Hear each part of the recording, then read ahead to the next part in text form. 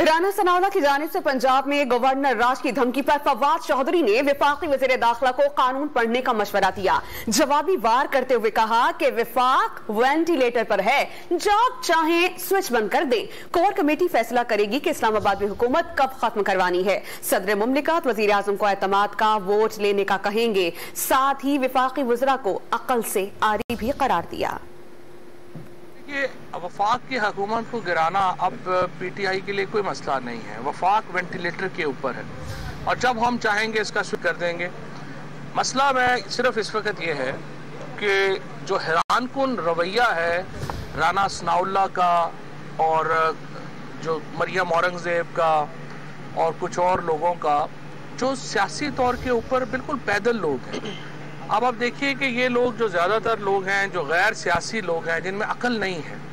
राना सनाउल्लाह की अभी क्या प्रेस कॉन्फ्रेंस देखें, शर्म आती है कि इस तरह के लोग पाकिस्तान के इतने बड़े ओहदों के ऊपर हैं। कि अभी कोर कमेटी में जो फंडामेंटल डिसीजन है वो यही है कि कब हम वफाकी हुकूमत को हमने फारिग करना है। वफाकी हुकूमत को फारिग करना बिल्कुल मुश्किल नहीं है। सदर मुमलिकत ने इनको कहना है कि आप एतमाद का वोट लें। 172 लोग इन्होंने पूरे करने हैं। इनके पास इस वक्त 163-64 से ज़्यादा नहीं है।